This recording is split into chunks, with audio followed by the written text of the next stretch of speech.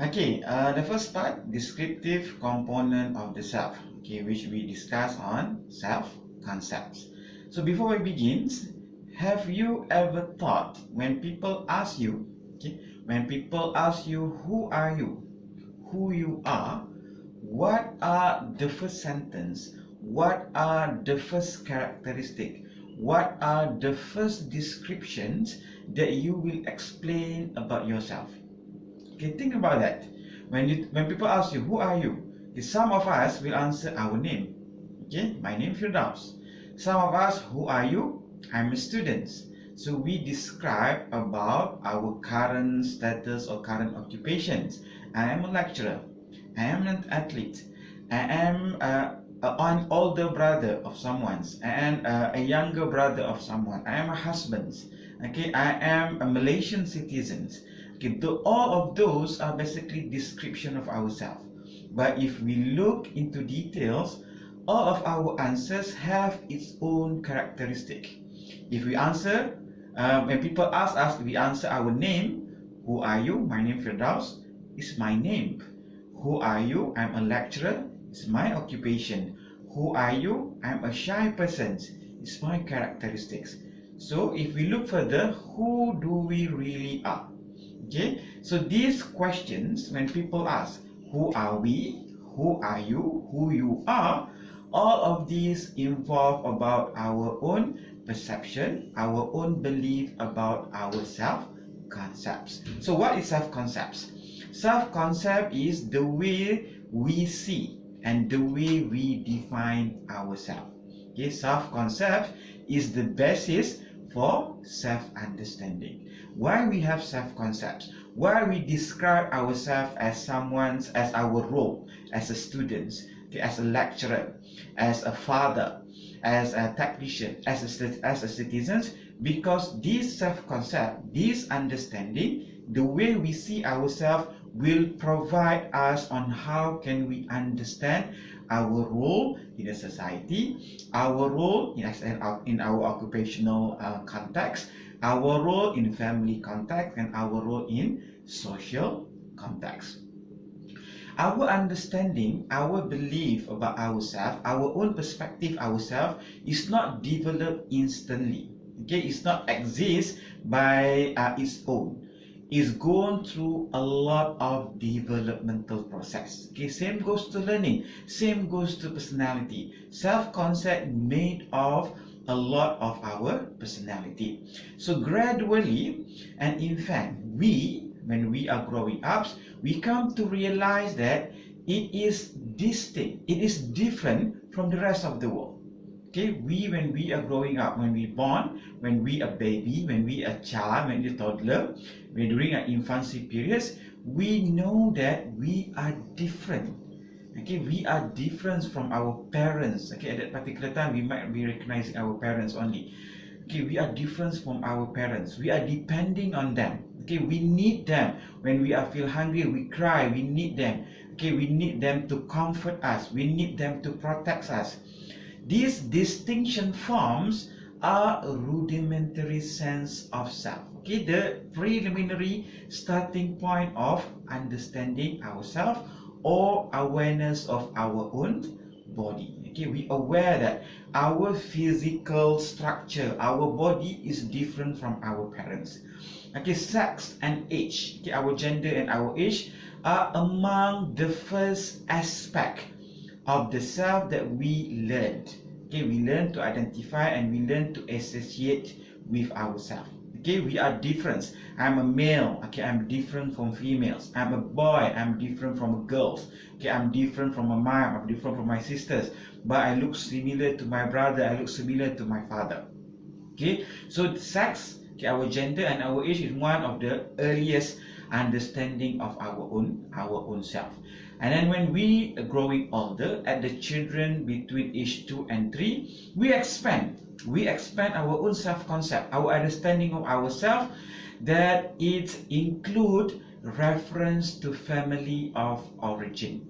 Okay, so we know that we have different father, different mother as compared to our cousin. Okay, when we are growing up, okay, our parents sending us to the nursery, our parents sending us to babysitters. Okay, we know that we are different from our friends who are living in the same nursery home, or the same babysitter. So we start to realize between the age 2 and 3, and then the child start to believe what he and what she can or cannot do. Okay, at the age between 2 and 3 years old. So all of these developmental stages and developmental process affecting and influencing one's self-concepts. Okay, from the age of 3 to 12 years old, children started to have developing skills and talent. Okay, children's self-concepts are based mainly on their developing skills and talents. Okay, when they start to read, when they start to learn, okay, new things in schools, when they learn to play new things, okay, in their leisure times. Okay, during this age 3 to 12 years old, most of our self concepts concentrated on the developing skills and talents. Okay, from the age 5 to 6 years old, children increasingly begin to compare their skills and abilities with those of others. Okay, at the phase, between this age 5 and 6 years old, we start to compare. Okay, we can see that some of our friends are very good in playing footballs. Some of our friends are very good in handwriting, while our handwriting are so poor, for example. And we start to compare. Oh, I can start reading now. I can read by my own self, but my friends read better than me. Or I am the best reader in my class. So at this age, 5 to 6 years old, people start to show social comparisons. So between this age, 5 and 6 years old, children learn that they can keep secrets. Okay, so they can learn that they started to realize that their mother, their parents, their father, their older brother, okay, their nannies may not know everything about what they have done during the day.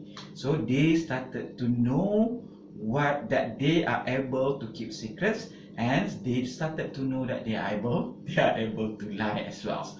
Okay, during this age, perspective taking started to take place. Okay, perspective taking. So what is perspective taking? So during this age, we start to develop perspective taking during adolescence. Okay, after we have come to the age of 11, 12 years old, after that we are reaching the adolescent age, the teenage age. So we started to develop perspective taking. So what is perspective taking? Perspective taking is our own ability to take the perspective of others, or to see our own self as others do. Okay, so people who look at us, they believe that, oh, we are intelligent. Okay, oh, this person are very clever. This person is very genius. So we started to act. We started to believe. We started to observe what are the perspective of others about ourselves. Okay, that's why during this stage, if you learn about parenting, is encouraged. Okay, it's highly recommended for the parents to always instill values among children. Okay, to always advise, to always guide the children to do good things. Okay, so that it will develops. Okay, it will develops into their self-concepts and their own personality. We always tell them, you are a good person, you are a nice person. Nice person don't do this. Okay, nice person don't do that. Okay, nice person do like this. Why? Because during this age, when children started to reach adolescent age, okay, teenage age, they started to develop perspective taking. Okay, they learn from their environment. They learn from their observation how people regard them. Okay, how people regard them. That's why during this age is very crucial for us not to condemn one thing, Another thing, not to play around with negative attitudes or negative habits or negative aspect of their development. Why? Because we afraid that the children will take it seriously and will develop about their self-concept. Okay, what are the simple examples that people always do? Okay, we play around. Oh, you are ugly, or you are bad, you are naughty. Okay, when we keep on repeating, even though our intention is just to play around, to make jokes, but remember, during this age is a very crucial stage whereby children started to develop perspective taking. Okay, during these times, they have objective self-awareness. Okay, so what is subjective self-awareness? During this stage, they see themselves, okay, seeing yourself as an object of others' attention. Okay, so during this age, they think that everything they do will be scrutinized. Their parents are scrutinizing, are observing everything that they do. Their teachers are paying so much attention on what they are doing, on what they will, on what the topics of their conversation, on what are their actions. So they believe that at this stage, they are aware of people, that they are in the attention. Okay, they are in the focus. They are the focus, the target of other people's attention. Okay, this is the stage, okay, when people started to develop their social identity, okay, during the adolescent stage.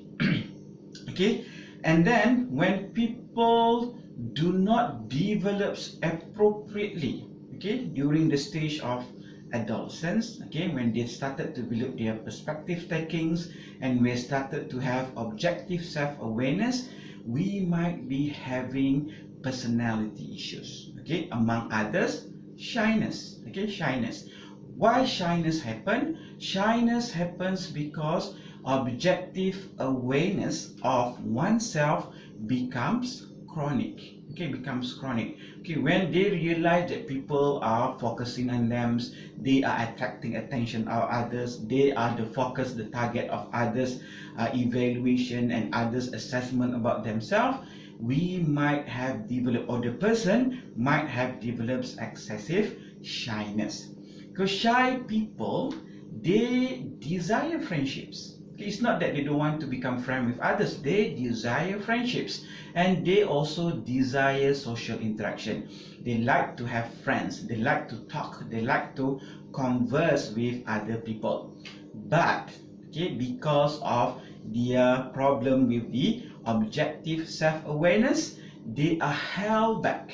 Okay, they are taken back by their feeling of insecurities and fears. Okay, why are they shy? Because they wanted to make friends, they wanted to go and talk and communicate and having fun with others, but they are holding back themselves because they fear, they have some sense of fear and sense of insecurities. Okay, shy people, they are not necessarily introverts. Okay, shy people are not necessarily introverts, but sometimes they are held back. Okay, according to Kagan's research, it indicates that parents, okay, our parents that are formerly shy, okay, when they themselves, our parents themselves are growing up at the children's stage, okay, they're shy, okay, they also encourage their children to socialize, to make friends, okay, to go and play around, to go and talk, to go and have friends, even though they themselves, when they are growing up, they were also shy. Okay, shyness also referred as social anxiety. Okay, social anxiety because they have this anxious feeling when they want to go and make friends and involve in social activities or social interactions.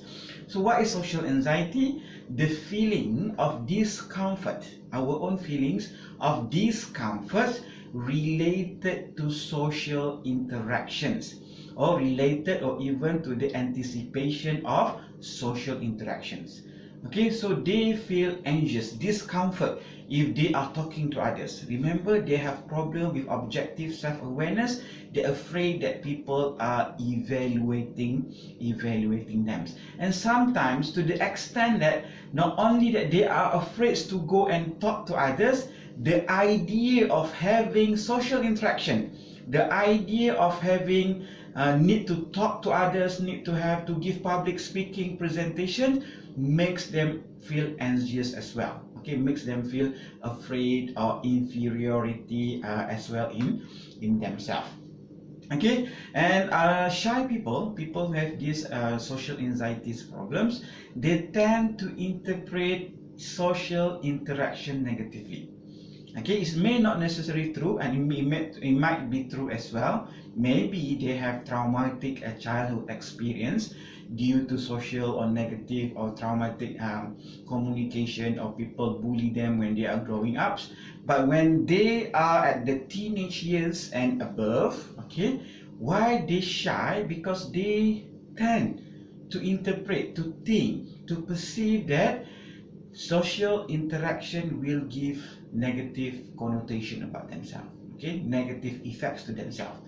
Okay, people who are shy, they expect that, they think that people don't like them, okay, others dislike them, people don't like them as a person for whatever reasons. Okay, and this stage, people who are having shyness issues, they have evaluation apprehensions. Okay, what is evaluation apprehensions? Uneasiness, or they are worried about being judged by others. Okay, they are afraid to go and to talk to others. They are afraid to go and involve in social activities because they feel worried. Okay, they feel not comfortable because they think that people will judge them. Okay, shy people are apprehensive about being evaluated by others. Okay, that is how we as a persons develops our self-concepts. And one main issue during the developments of our self-concept is the critical part of objective self-awareness, whereby people who have these problems will develop shyness.